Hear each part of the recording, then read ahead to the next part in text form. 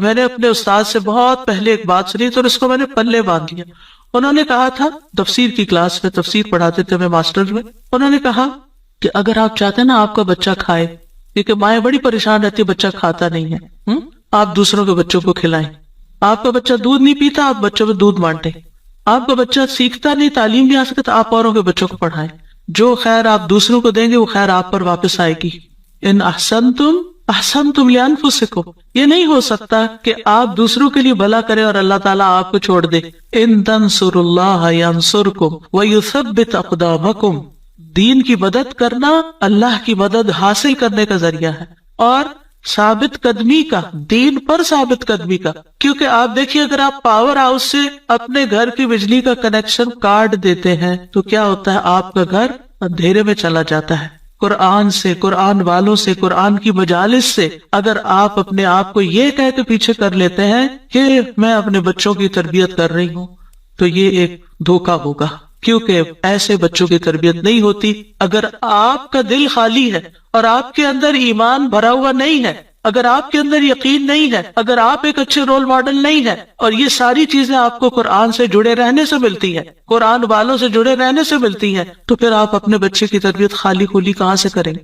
آپ 24 گھنٹے بھی اپنے بچے پہ اینک لگا کے رکھے نا کہ میں اس پہ توجہ کر رہی ہوں, ہدایت پھر بھی اللہ نے دینی. لیکن جب آپ اللہ کا کام کریں گے تو انشاءاللہ اللہ تعالیٰ آپ کے بچوں کو ضرور ہدایت دے, وہ آپ کو تنہا نہیں چھوڑے گا. اور اگر پھر بھی ان کو ہدایت نہیں ملتی تو معلوم نہیں اللہ کی کیا حکمت ہے جو ہمیں نہیں پتا. ہمیں نہیں پتا, ہو سکتا ہے کسی ایک بچے کی تکلیف ہمارے اللہ کے ساتھ جڑے رہنے کا ذریعہ بن جائے. بعض اوقات ایسا ہوتا ہے نا کہ ساری نعمتیں ملی ہوتی, سارے بچے بہت آؤٹ اسٹینڈنگ ہوتے ہیں, ایک بچہ پڑھ کے ہی نہیں دیتا. میری اپنی ایک رشتہ دار ہے, ماشاءاللہ 6 بچے ان کے, 5 ڈاکٹر ہیں, ایک نہیں بنی.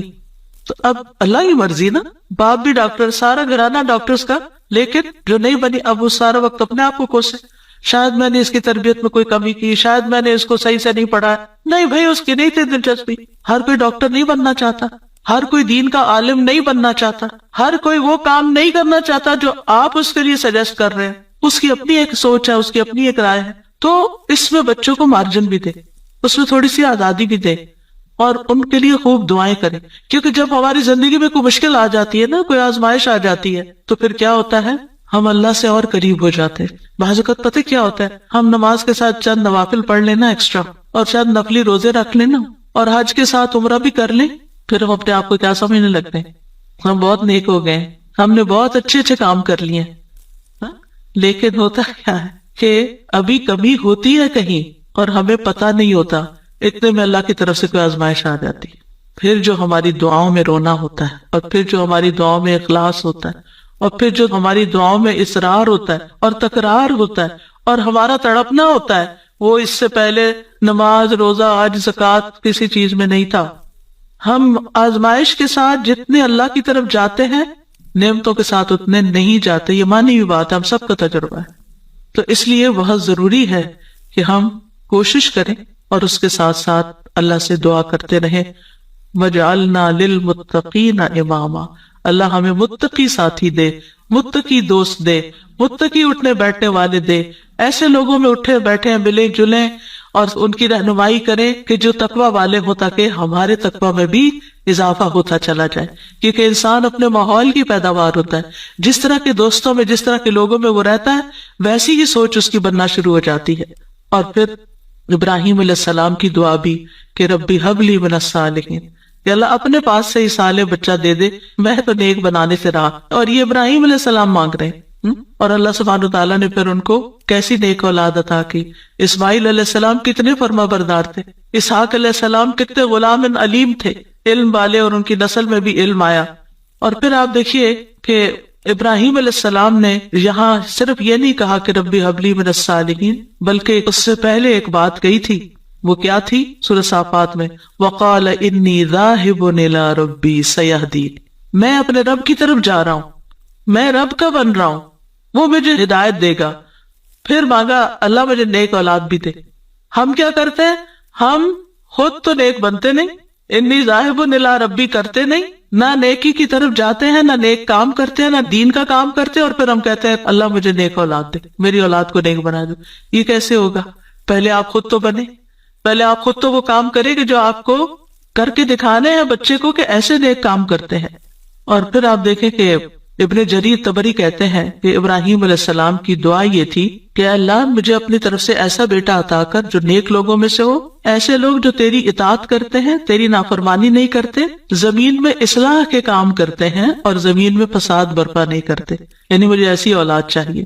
اس سے یہ بات بھی پتہ چلتی ہے کہ انسان خواہ کتنا ہی قدر و منزلت والا ہو، خلیل اللہ ہی کیوں نہ ہو، پھر بھی وہ اللہ کا محتاج ہے، پھر بھی وہ اللہ تعالیٰ سے دعائیں کرے کہ ربی ہب لی من الصالحین. اور اصلاح کی اپنی ایک اہمیت ہے، یعنی صرف اولاد نہیں مانگی بلکہ نیک اولاد مانگی، کیونکہ صرف اولاد آپ کے لیے مصیبت کا سبب ہو سکتی ہے اور نیک اولاد آپ کے لیے آنکھوں کی ٹھنڈک کا سبب ہوگی. اور پھر یہ کہ ابراہیم علیہ السلام کی دعاؤں میں وَمِن ذُرِّيَّتِنَا أُمَّةً مُسْلِمَةً لَكَ، سبحان اللہ، اتنی بڑی دعا مانگ لی. یعنی صرف نیک اولاد نہیں بلکہ ہماری ذریات، یعنی اولاد کی اولاد، اولاد کی اولاد، اولاد کی اولاد، اس میں ایک امت مسلمہ پیدا کرتے. کتنے خوبصورت الفاظ کا چناؤ تھا.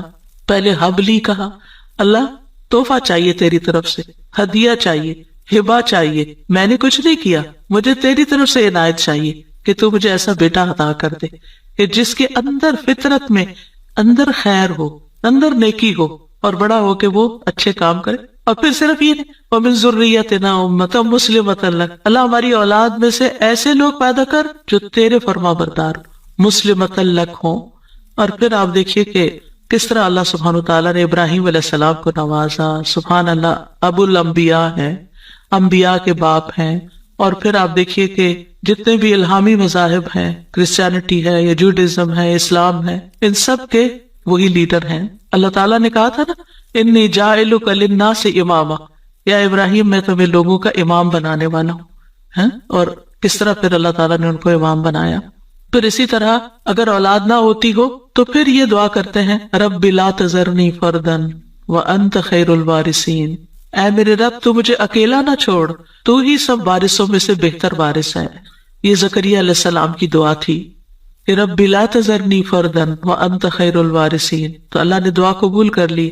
فاستجبنا لہ ووہبنا لہ یحییٰ، ہبہ ہے یہاں بھی، اور ہم نے اس کو یحییٰ عطا کیا. واصلحنا لہ زوجہ، اور اس کی بیوی کی اصلاح کر دی. کیوں؟ انہم کانوا یسارعون فی الخیرات، کیونکہ وہ نیکیوں میں سبقت کرتے تھے، نیکیوں میں دوڑ دوڑ کے جاتے تھے. وَيَدْعُونَنَا رَغَبًا وَرَهَبًا، اور وہ ہمیں رغبت اور رہبت، امید اور خوف کے ساتھ پکارتے تھے. وَكَانُوا لَنَا خَاشِعِينَ. یہ تین چیزیں دعاؤں کی قبولیت کا ذریعہ ہیں. نیکی کے کاموں میں تیز جانا، جلدی کرنا، سستی نہ کرنا.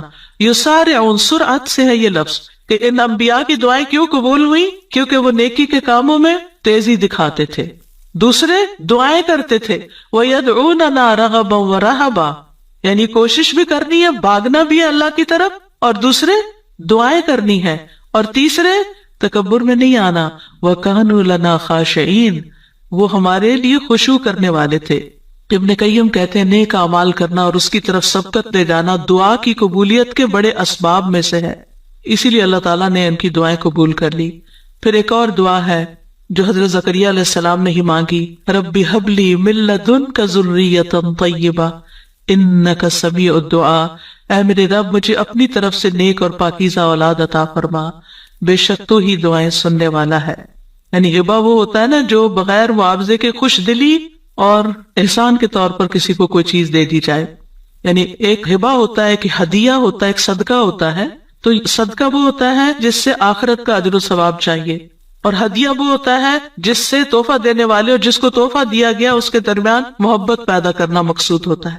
یعنی ہدیہ محبت کے لیے ہوتا ہے، اور ہبہ جو ہے وہ کسی مقصد کے لیے ہوتا ہے. ہبہ وہ چیز ہوتی ہے کہ جس کو ہبہ کی جاتی ہے صرف اس کا فائدہ مطلوب ہوتا ہے. ٹھیک ہے، مطلب یہ تھا کہ اللہ مجھے اپنے پاس سے ایسا ہدیہ دے جو بغیر کسی بس کے، میری بغیر کسی کوشش اور محنت کے ہو، تو بس تو آپ عطا کر دے. من لدن کا، اپنے پاس سے دے دے، کیونکہ تیرے پاس تو سب کچھ ہے. اور پھر ذریۃ طیبہ دے جو اپنے اقوال و افعال میں پاک ہو، جسموں میں پاک ہو. انک سمیع الدعاء، آپ تو دعائیں سننے والے. یہ محبت اور رحمت کو کھینچ لانے والی بات ہے. تو دعا کرنا جو ہے انبیاء کی سنت ہے. اور پھر اللہ کی جگہ یا اللہ کہنے کی بجائے رب بھی کہا گیا ہے، رب کو وسیلہ بنا کر دعا کی گئی ہے. اسی لیے آپ دیکھیں انبیاء کی ساری دعائیں ربنا سے شروع ہوتی ہیں یا رب سے شروع ہوتی ہیں. اور پھر صرف اولاد نہیں، نیک اولاد، اور پھر اولاد کو نیک بنانے کے اسباب بھی، اور پھر یہ یقین کہ دعا تقدیر کو بدل دیتی ہے. حضرت زکریا انتہائی بوڑھے تھے لیکن انہوں نے یقین سے دعا کی. اور پھر ابراہیم علیہ السلام کی دعا، رب اجعلنی مقیم الصلاۃ ومن ذریتی ربنا وتقبل دعا، اے میرے رب مجھے بھی اور میری اولاد کو بھی نماز قائم رکھنے والا بنا، اے میرے رب میری یہ دعا قبول فرما. ربنا اغفر لی ولوالدی وللمؤمنین یوم یقوم الحساب، اے ہمارے رب مجھے اور میرے والدین اور تمام مومنوں کو اس دن معاف فرما دے جب حساب لیا جائے گا. رب اوزعنی ان اشکر نعمتک التی انعمت علی وعلی والدی وان اعمل صالحا ترضاہ واصلح لی فی ذریتی. یہ بھی اولاد کے لیے دعا ہے کہ اللہ میری ذریت کی اصلاح کر دے، میری ذریت کو نیک بنا دے.